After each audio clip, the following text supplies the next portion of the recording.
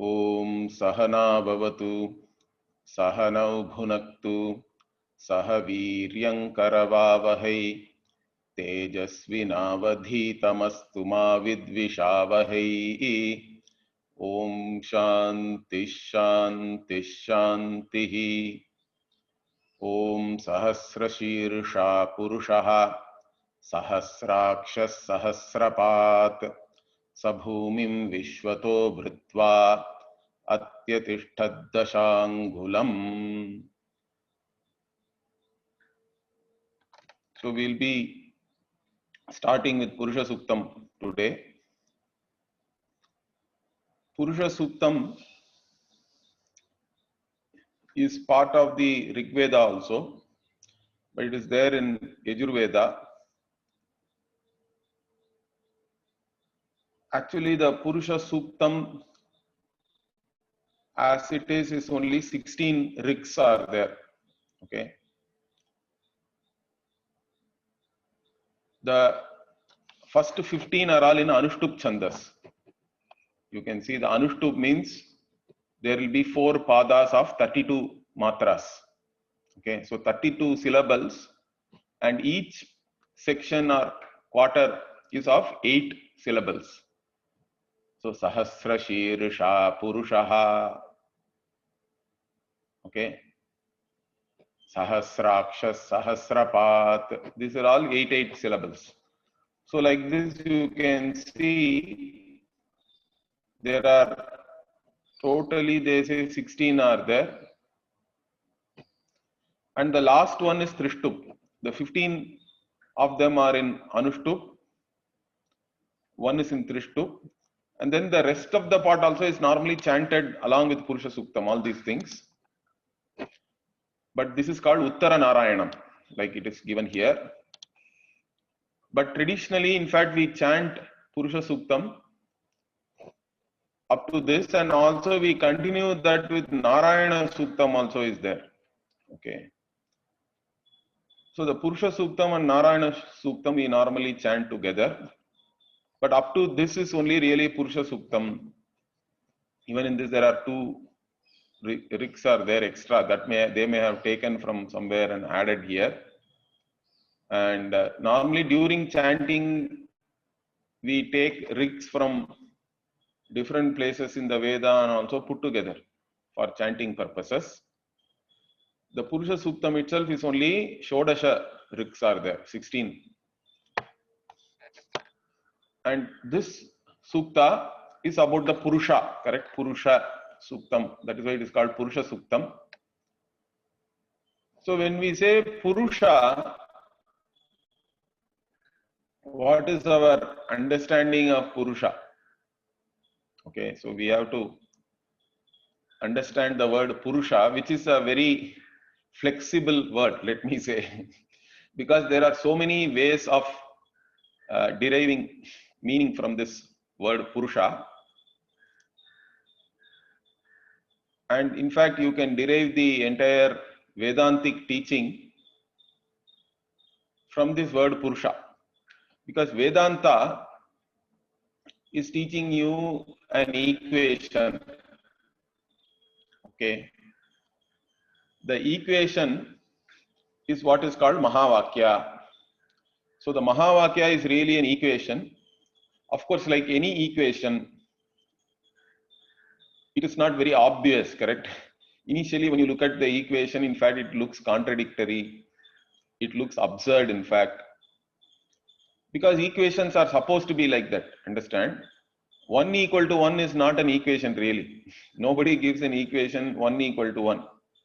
Even for a child, it has to be something has to be different between the left hand side and the right hand side, at least when you apparently it has to be different, but when you analyze it, we can arrive at the identity. That is the idea of an equation, correct? Apparent differences has to be there between the left hand side and right hand side. Then after analysis, we can arrive at the identity, or after understanding. So an equation means at least we have to say 3 minus 2 equal to 5 minus 4. At least different symbols are there. on both sides, you can arrive at it. 1 equal to 1 is not really an equation. Understand that. Now, what is the equation we are talking about or we are trying to understand in Vedanta? That equation is famously given in Tattvamasi or Aham Brahmasmi. Like this, there are different Vakyas are there in different Upanishads. These are considered to be Mahavakyas. In fact, one popular view is that each Veda has its own Mahavakya. So at least 4 Mahavakyas are there. That doesn't mean only 4 are there. Understand that. In many places, different types of Vakyas are there where the individual is equated with the total. Wherever that teaching is there, that's all Mahavakya only. Okay, so there are n number of Mahavakyas. I don't know whether any scholar has counted all the Mahavakyas which are appearing different, which are appearing in different parts of the Veda. But there are many, let me tell you, not just 4, but 4 are very popular, and there are one Mahavakya is associated with each Veda. So Tattvamasi is from Samaveda because it is in the Chandogya Upanishad. Aham Brahmasmi is in Brihadaranyaka Upanishad. So it is Shukla Yajurveda or Yajurveda. Then Prajnanam Brahma also is there. Aitareya Upanishad, which is from the Rig Veda. So like this, each Veda or Ahamatma Brahma also we add for Atharva Veda. Okay, so like this, sorry, Ayamatma Brahma. So like this, there are 4 Mahavakyas which are famously associated respectively with each Veda. So Ayamatma Brahma is from Mandukya Upanishad. So like this, we have all these Mahavakyas. Now, what do these Mahavakyas teach you? They are saying you are that. Okay, Tattvamasi, if we take, you here is your, you means you are pointed out as a student. You are a Sishya. You are sitting in front of a Guru trying to learn about yourself. Now, why should one even try to learn about oneself? Is the self not known or what? Everybody knows oneself. If I ask you, who are you? You are going to give your whole biography, correct? I am so and so, I was born on this date. I went to this school. I graduated in this degree. I got this job. I got married. Okay. I went to this place. All this biography you can give. But whether that biography is real, nobody has analyzed that. Okay, whatever you are thinking about yourself, is it the reality or not? That has not been analyzed. Everybody takes oneself for granted. You take yourself for an individual. As soon as you think you are an individual, you are limited in your own vision. Being a self-conscious person, it is natural for you to judge yourself, correct? In your own judgment, when you look at yourself, you are limited in any which way you look at yourself. Okay, that is the reality. My knowledge is limited.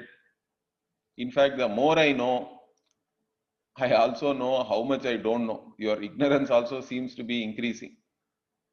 At least the known ignorance, because ignorance also 2 types you can say.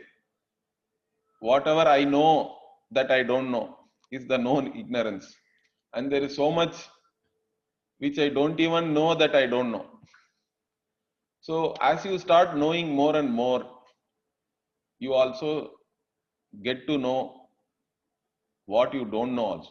More and more you are not knowing. That also comes to your knowledge. Anyway, so that means you are ignorant also. You are knowledgeable, you are ignorant. So there is a limitation with reference to how much you can know, what you can know. Then what about with reference to space and time? I am limited. I am only there in the body, in the physical body, and I am born on such and such date, and I am going to die at some point in time. So space-wise, time-wise, I am limited. What about happiness, enjoyment? Even that is limited. I can only enjoy one thing at a time. And also, whatever I enjoy, there is a law of diminishing returns. Whatever I enjoy for the first time, it is not the same when I enjoy the same thing the 10th time, let us say. And how much I can enjoy also is limited. I can have one ice cream, two ice creams. How much you can eat? Tell me. So, like this, we can keep on analyzing. Whichever way you look at yourself, you are limited. Your strength also is limited. In front of an ant, you are almighty. In front of an elephant, you have to start running. Okay. You can't show your strength in front of an elephant. Like this, we are limited in whichever way we look at ourselves. That is the conclusion.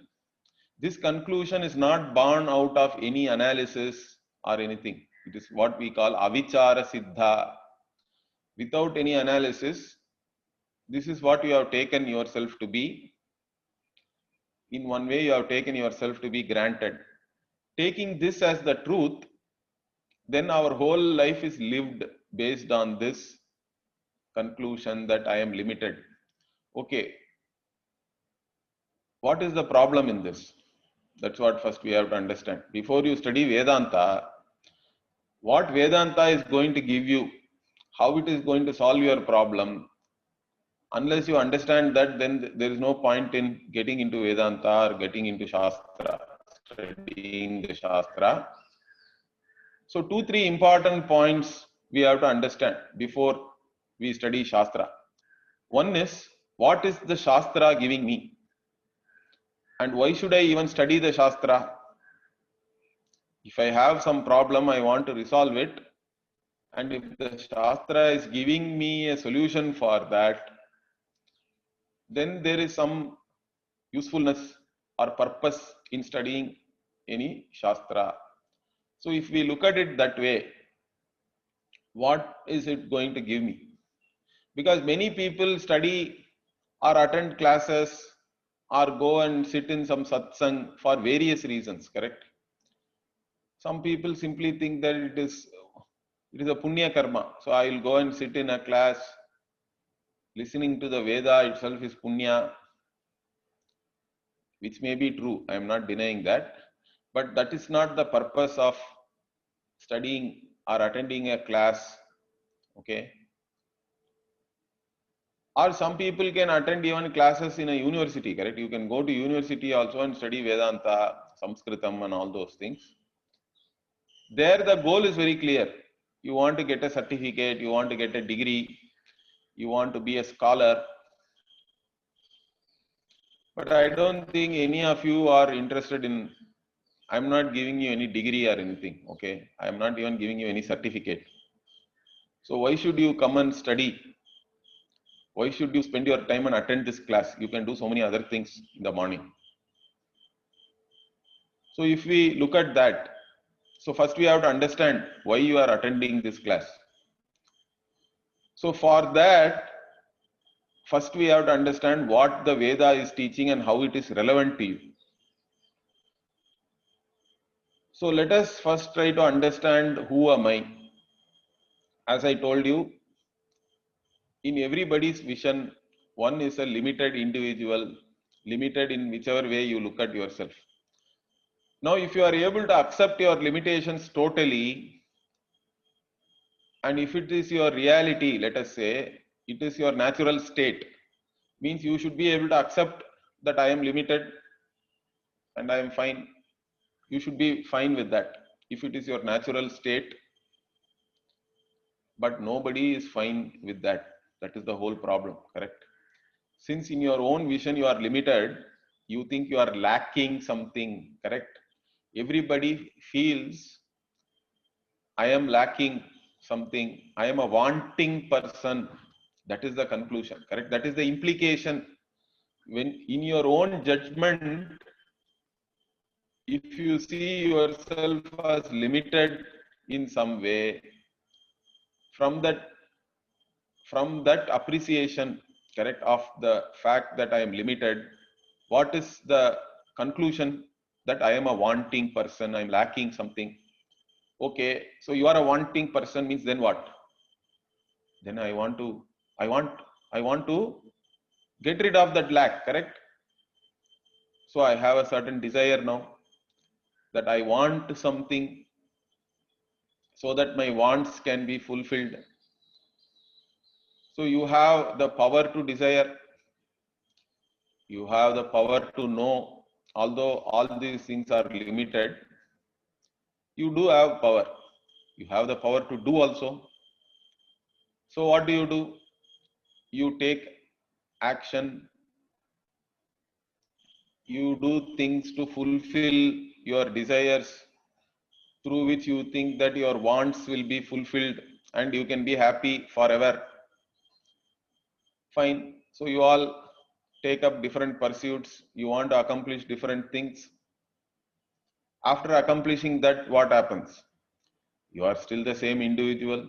Whatever you may accomplish, whatever results of action you may get, whoever you may become within this world. Okay, let us take first, you become the most powerful man in the world. Still a mosquito can get you, understand that. One virus can get you. So you are still the same individual. Fundamentally, you have not changed. How much ever finite things you can accumulate, you are not going to become infinite. You are not going to become limitless. You are not going to become free from all your limitations. So that is the fact. So that you have to first appreciate. Nasti akritaha kritena. By doing something, I cannot gain something which is not even a result of any action.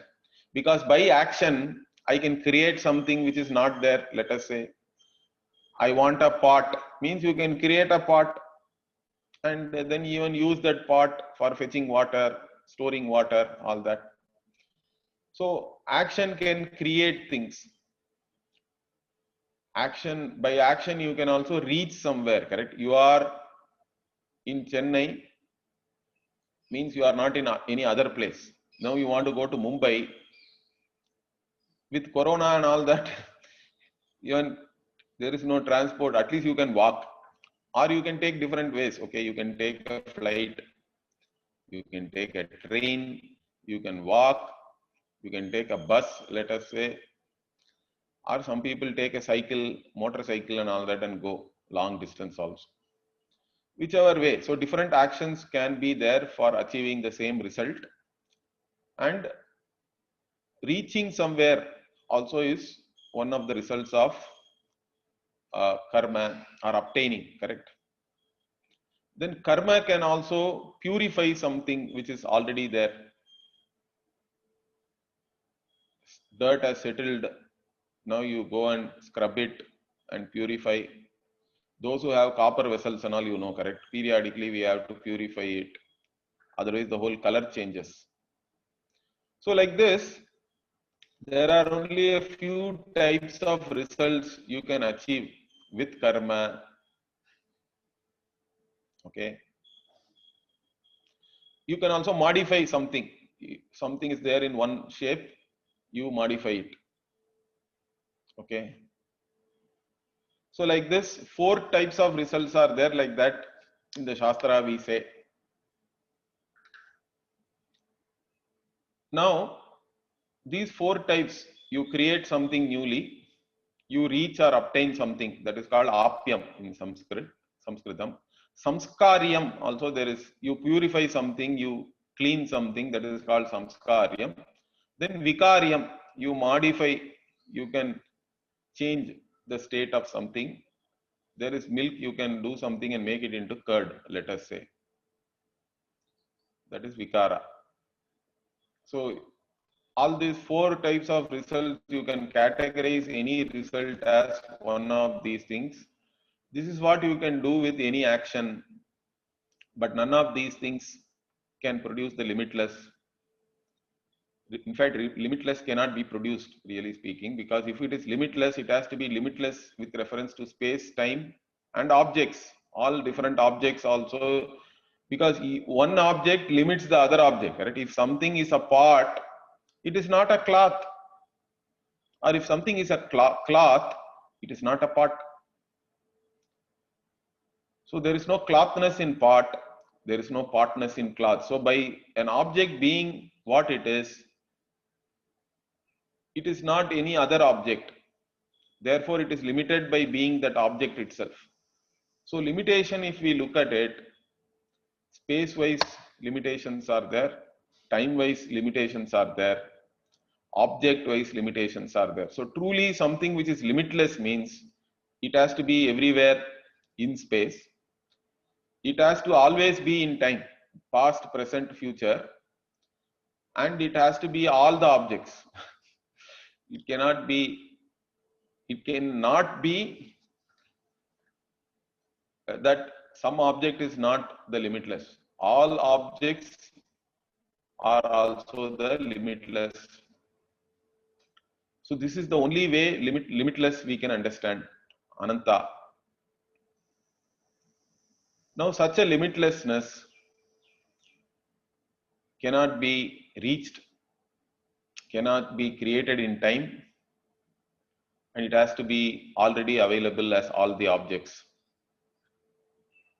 If that is the case, okay, and I have an instinctive struggle because in my own vision, I see myself as a limited person and I am not able to accept it. So my fundamental problem is one of self non-acceptance born out of self-conscious judgment. Okay. So this self non-acceptance is a problem. I am not able to accept myself as I am because I am not able to accept my own limitations.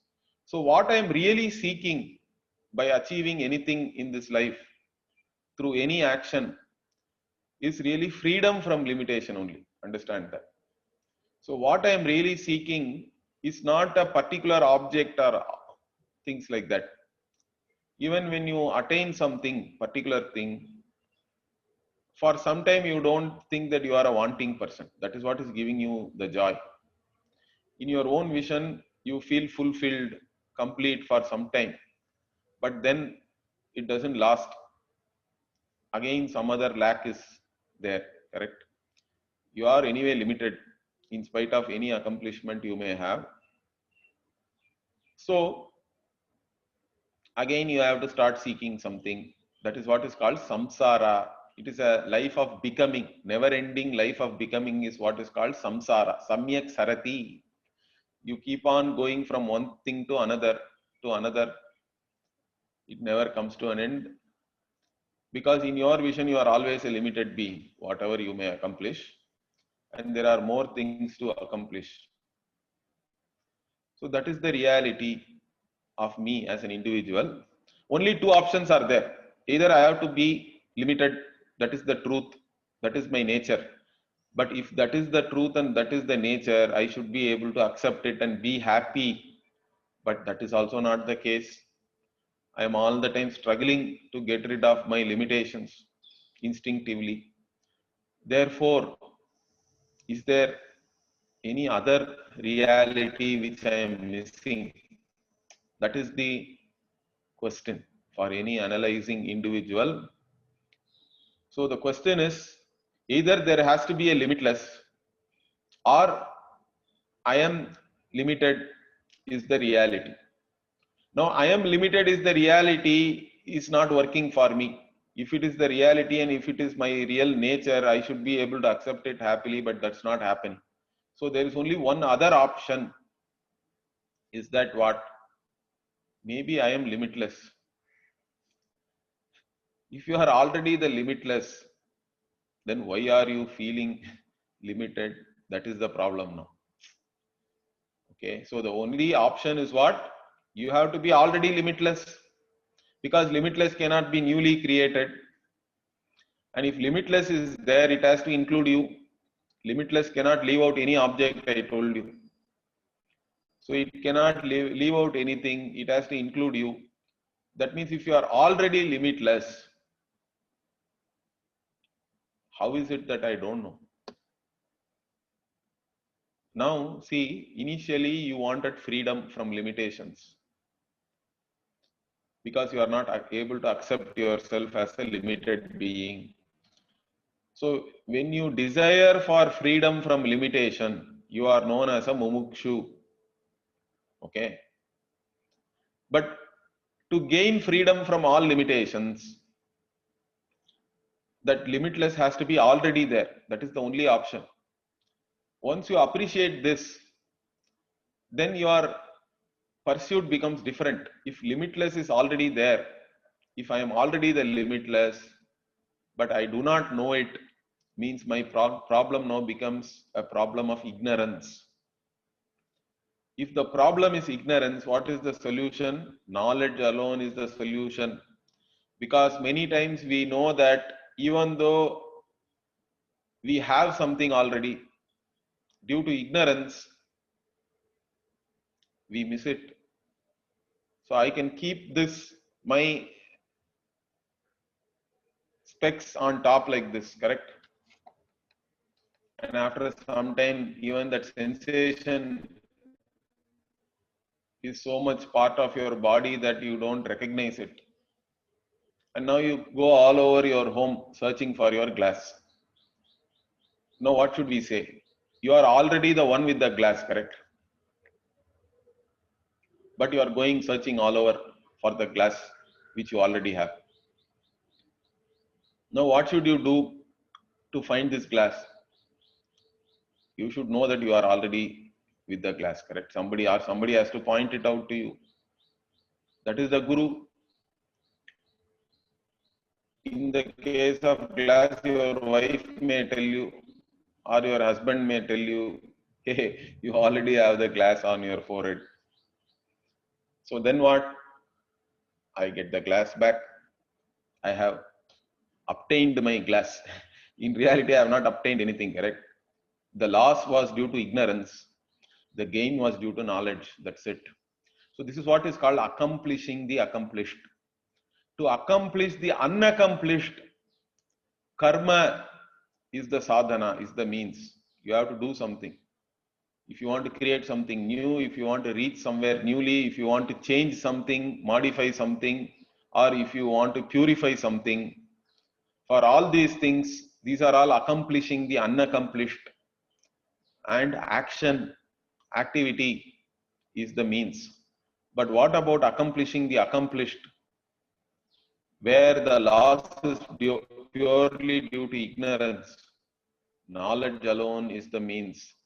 You have to know. So in this case, if you are the limitless, you have to already be the limitless. There is no other chance. If you are already the limitless, but if you do not know that, then you have lost your limitlessness due to ignorance. Then how do I gain my limitlessness back to be free of all limitations and become totally acceptable in my own vision about myself? For that, you have to gain knowledge about yourself. So this knowledge only Shruti Shastra is trying to give you. That's why we are studying the Shastra. So what the Shastra is promising to give you is the limitless. Are you ready to take it? Okay. Of course, if you appreciate your problem and be a mumukshu, that itself is a great start. Some more qualifications are required. Any knowledge requires prerequisites, qualifications. So you have to qualify yourself for this knowledge also. But this is what the Veda is giving you. Veda is giving you the limitless. And if you do not know in this lifetime what the Veda is giving you, then the loss also is limitless. Understand that it is limitless loss. Okay. Iha ched avedid atha satyamasti, nached iha vedin mahati vinashtihi, mahati vinashti. If you don't know, then the loss is great. Great means it is limitless. In fact, the one who dies without knowing this is called kripanaha. He is a miser, it says. Because you already have something, but you do not know, and you leave without knowing. Such a person is called a miser by the Shastra. Anyway, so that's what the Shastra is promising to give you. And here, how is it giving you that? By teaching you an equation, the Mahavakya. So the equation is obviously, apparently contradictory. Tat, tat means what? Tat is the Jagat Karanam Brahma. Because Tat is already presented. Even in Chandogya Upanishad, if you take, the 6th chapter is where this Tattvamasi is appearing. And there it is presented as Sadeva Somya Idam Agre Asit Ekameva Dvitiyam. So the Sadvatu existence being as one and only one, non-dual reality. Okay, existence was there as the non-dual reality, one and only one, and then that only became or appears as this entire universe. One reality alone appears, it's only an appearance. The entire Srishti is only a name and form, it's all appearance. So the cause of this entire world, Jagat Karanam, Jagat Srishti Sthiti Laya Karanam, we have to say. The cause of the creation of this universe, the cause of the sustenance of this universe, and the cause of the resolution of this universe back into a potential form is you, the individual. How can this be true? When we talk about the Jagat Karanam, we always say it is Sarvajnaha, all-knowing, Sarvashaktiman, all-powerful, correct? All-pervading, Sarvavyapi. Now look at myself. I also know something, but I don't know many things. Small knowing. I also have some power, but very limited. Small power. And I only pervade my body. Small pervading also. So on one side, all-knowing, all-powerful, all-pervading. On the other side, small knowing, small powerful, small pervading. Where is the equation here? Okay. So obviously, there is no identity, you can say, or at least apparently there is no identity when you look at it just like that. But you have to discover the identity. That is why a teacher is there, guru is there, teaching is there. Like any equation, you have to discover the identity and assimilate it, understand it. So here, when you look at the Vachyartha, we say, Tat has a meaning, correct? Direct meaning of the word. The Tat there is presented as Jagat Karanam. Jagat Karanam is the meaning of Tat. So the direct word meaning is called Vachyartha in Sanskritam. For Tat it is Jagat Karanam. For Tvam it is the individual. So there is no equation between the Vachyarthas. Is that clear? That much we are clear. Everybody is clear. But then how do we arrive at the identity? So to arrive at the identity, we have to look at the implied meaning. Lakshyartha, we say in Sanskritam. Lakshyam. So in fact, everybody understands implication, correct? Our whole life, anybody says something, you cannot take it in the face value. always we see what is not said or what is actually the context, what is the implication of whatever is said. We look at that. We are all trained for that. We always look at the implied meaning. If you just go by the whatever is said literally, most of the time in fact you will be wrong. So we have to look at the implied meaning everywhere. By implication, what is being conveyed.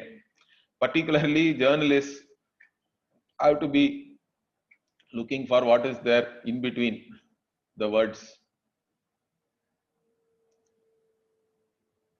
Or whoever is an analyst also, they have to see all these things, correct? Any analysis you do, we not only look for the literal meaning, but what are all implied by that. So here, Jagat Karanam, fine, is the Vachyartha. But what is the Lakshyartha there? Lakshyartha is what was revealed initially, Sadeva Saumya Idamagre Asit. So, Satchit Ananda, Brahman alone was there. So, Brahman alone was there without a second, and that alone is Satyam. Sadeva Satyam, like that, Chandogya Upanishad says later on. Satyam is an ontological term describing the status of the reality of that. So, Satyam means it never changes its nature, unchanging reality. Once you have known it as this, it never changes its reality. It is always available. Okay. Yad rupena yan nishchitam bhavati, tad rupena tanna vyabhicharati iti satyam. Like that Bhashyakara says. Okay, when talking about satyam in the Taittiriya Bhashya. Yad rupena yan nishchitam bhavati. In what form you know that, you understand it. Tad rupena tanna vyabhicharati. From that form, it never changes. It is always like that. Or in short, we can say Trikale api tishtati. It is always there as it is, never changing, unchanging, invariable reality. That is Satyam. Mithya means what? Mithya means dependent reality. It is all the time changing. It comes and goes. It is subjected to space-time. Satyam is free of space-time also. It transcends space-time, we can say. In fact, space-time is in Satyam. That's how we have to understand. Because our Upanishads already understood that space-time and all is created. Tasmad atmana akasha sambhutaha. Akasha came from this Atma, like this Upanishad says. Space-time is created for us, always. Understand that. I, as an existent reality, I transcend the space-time. How do I know? Every day when you sleep, there is no space-time. Understand that. Everybody knows that. And you create your own space-time in dream. And you live a complete life there. Till you again go back to sleep or again you wake up. So space-time is in me. I am not in space-time. Okay, that is the reality which the Veda is trying to teach you. Your own individuality also comes and goes. It is only mithya. You can have one reality, one individuality in this waking. In dream, you have some other individuality.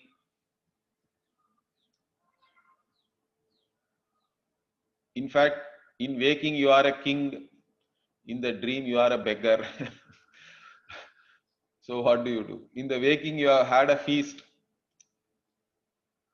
And in the dream, you are starving. You don't get any food. And people are chasing you away. You are struggling.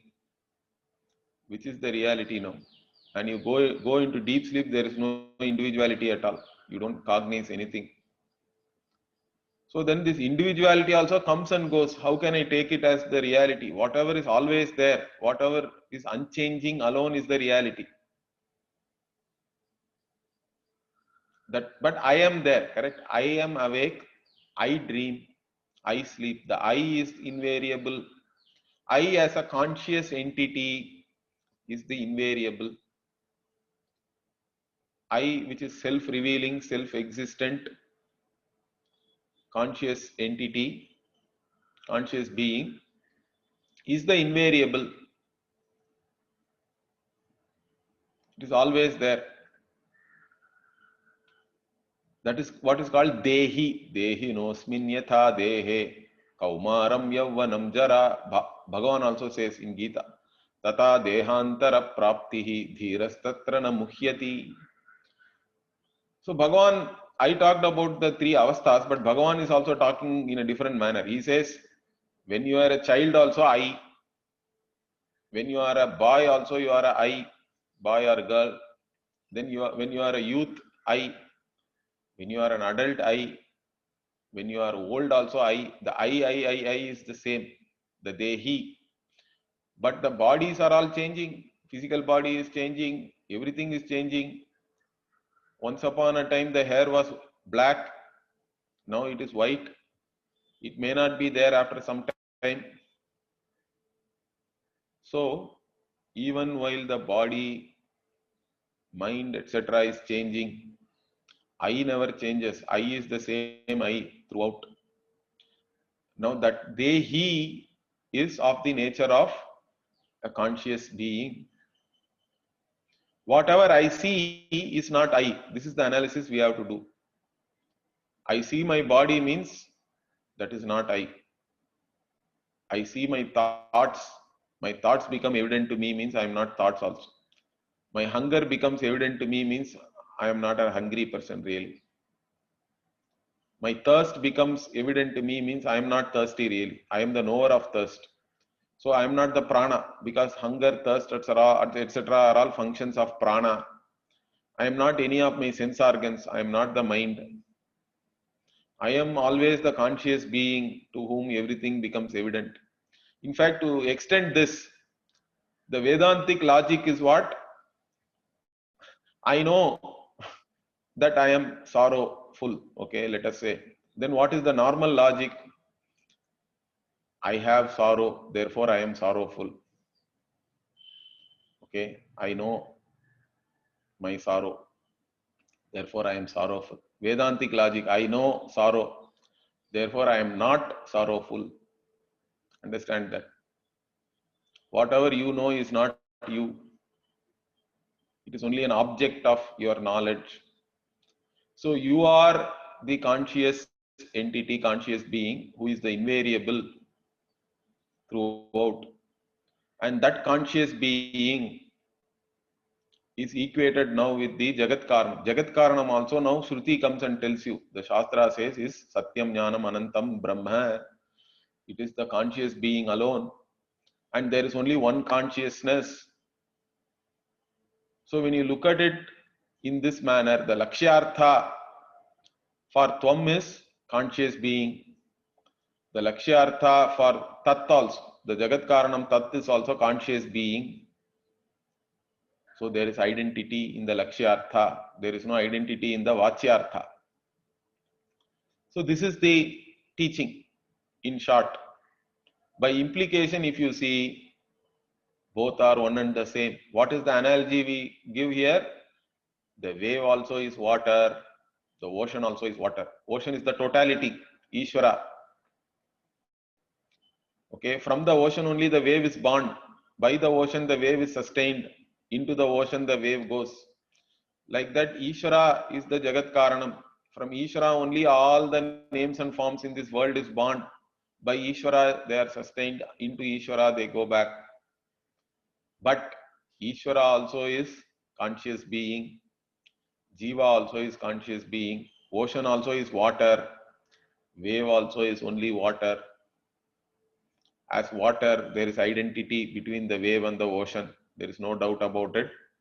All of us can understand that easily. So the identity is in the implied meaning, not in the direct meaning. Now, why am I telling you all these things? Because the word Purushaha can be understood in all these four meanings. Okay.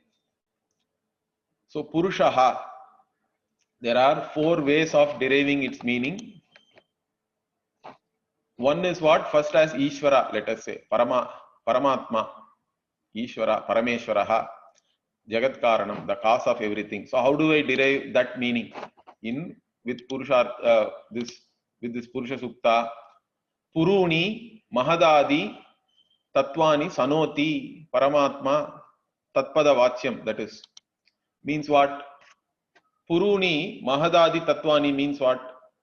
See, when the Srishti is talked about, when creation is talked about, one prakriya or one way of talking about it is this Mahad Ahankara, like that they talk about. Eight different tattvas are talked about even in Sankhya. So from this Ishvara, how the creation evolved. So different things came. Okay, first Mahat, then Ahankara, like that it is talked about.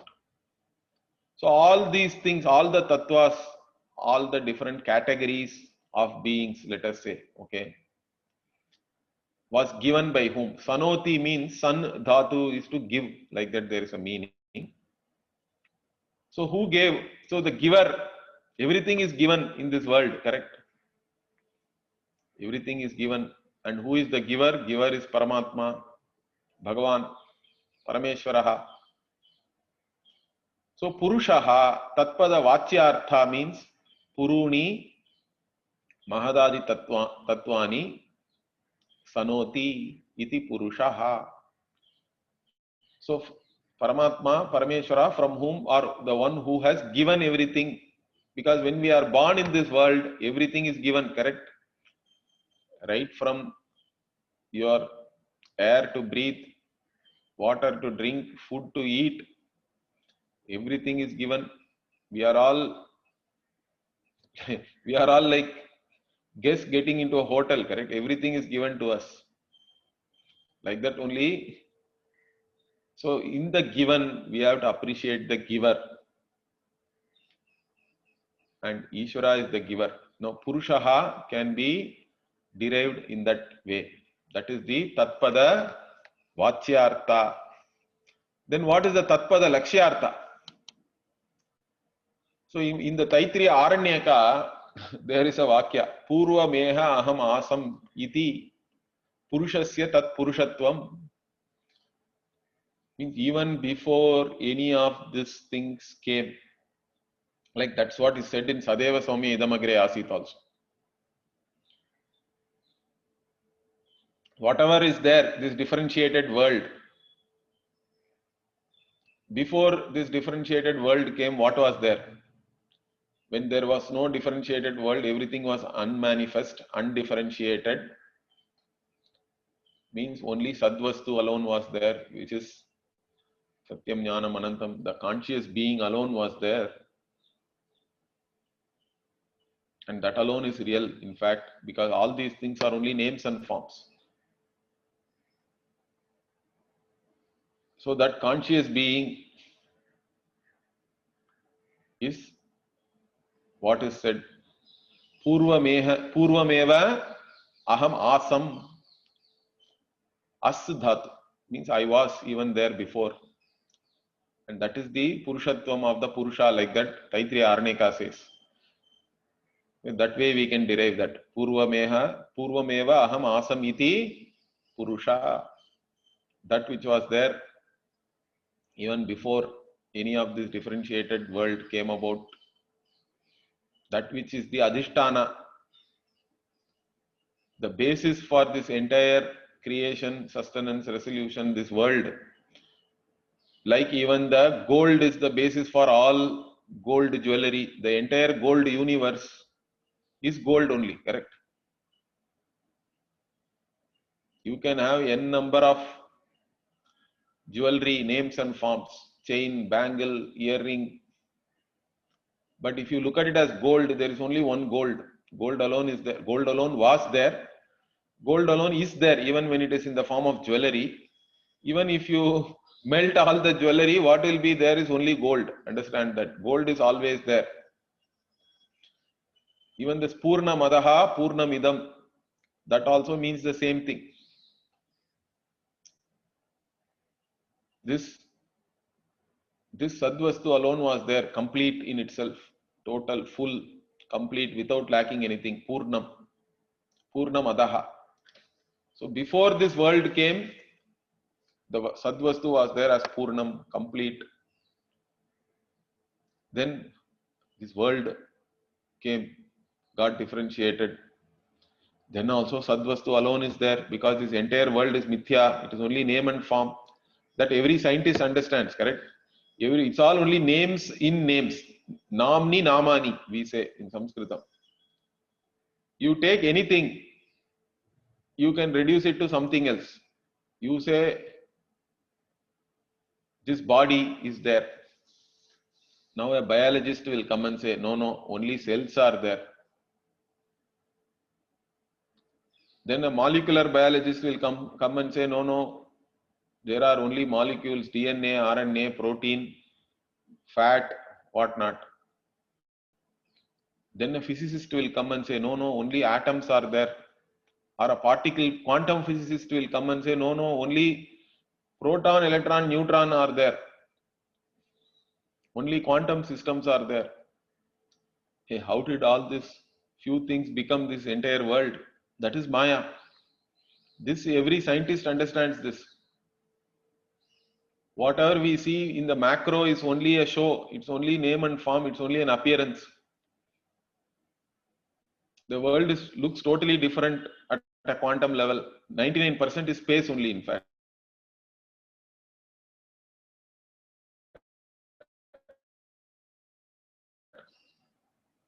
So I think the basis for this is the conscious being. Okay.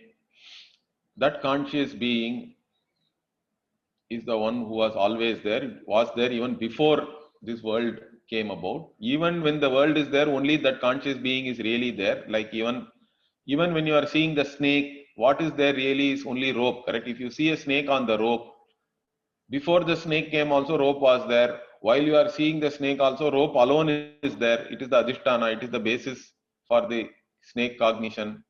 After you see the rope and the snake is gone also, rope alone is there. Like that. If you add this world to the reality, reality alone is still there. If you remove the world also, only reality alone is there. That is the Purna Vastu. That is Purushaha. Purnat Purushaha also we can derive. Okay. So that is the Tatpada Lakshyam. Then what about Tvam-pada? How do we derive the Tvam-pada meaning from this Purusha? Puruni Sharirani Svikaroti. So the one which takes up all these bodies, because Puru also can mean a man, body and all that. Okay. So Sharirani Svikaroti, that is one way. Or you can even say Purubihi Mana Indriyadibihi Sidati Itiva. So like this, the one which is pervading all this mind and senses and all that, one which is taking up all this mind and senses, or knows all these things. So like this, you can derive the Tvampada Vachyartha, the individual. Purushaha is an individual human being, you can take meaning, or the one which is taken up this body, individual body. And what about Tvampada Lakshyartha? So Purishetaha, like that we say the Dehi, the one who is actually there in this Puri, Navadware Pure Dehi, like that even Bhagavan says. 9 holes are there in the body. That is the Pura, like a fort, in which this Purusha is sleeping, it seems. Puri Shete. Puri means you can take Devarshi, Naratirya Gadi, Sarireshu. the one in all this Deva Sharira, Rishi Sharira, Nara Sharira, Tiryak means all this, that which grows horizontally, animals. In all these bodies, the one who is there as the Dehi, the one indweller of the body, you can say Dehi, that is this conscious being alone. That is the Tvam-pada Lakshya. So like this, the Purusha Sabda itself can be used to teach you the entire Vedanta, because it can be derived to say that it is Tatpada Vacyartha. You can also derive it as Tatpada Lakshyartha, which is Satyam Jnanam Anantam Brahma, Sachidanandam Brahma. Then you can also derive it as Tvampada Lakshyartha, as the individual, one with the body, and one who is really there in the body, separate from the body as the conscious being also is the same Purusha. Purusha can be even derived in that meaning, Tvampada Lakshya. So like this, if you see, this Purusha word is an interesting word. Okay, in fact, other meanings also many people give. Purayati bhakta kaman, Sidati avasadayati bhakta virodinaha, saschaiva purushaha. So from a bhakti standpoint, you see the one who fulfills all your desires and one who destroys your enemies, the enemies of the devotees. The one who fulfills all the desires of devotees and one who destroys the enemies of the devotees also is called Purusha. So as a bhakta, if you want to see Ishvara, you can give this meaning. Or Purusiddhaha, like that also you can derive. The one who is there in Puru. Puru can mean even Swarga, paradise, or Swarga or heaven and all that, paradise and all, really means Sve Mahimne Tishtati, one who is there in his own glory. Okay, in his own glorious form. Ishvara can be looked upon like that also. Purusiddhaha. Then Puranat, Sadhanacha. So one who fills everything, one who is complete, whole. I already told you. Puranat Purushaha also is a meaning. Or even Bhaktas even can be looked at it like this. Puru Bhakta Ipsita Adhikam Sanoti Dadati iti Purushaha. Whatever is desired by the Bhaktas, devotees, the one who gives even more than that. Sanoti, San Dhatu I told you, is in the meaning of to give, Dadati. So the one who gives to the Bhaktas more than even what they want. That is Purusha. Like this, as a Bhakta, there are so many meaning. And in fact, there is a meaning in Brihadaranyaka also, it gives a meaning. Okay. So what is that? The Purvaha Sarvan Papmanaha Aushat Tasmat Purushaha.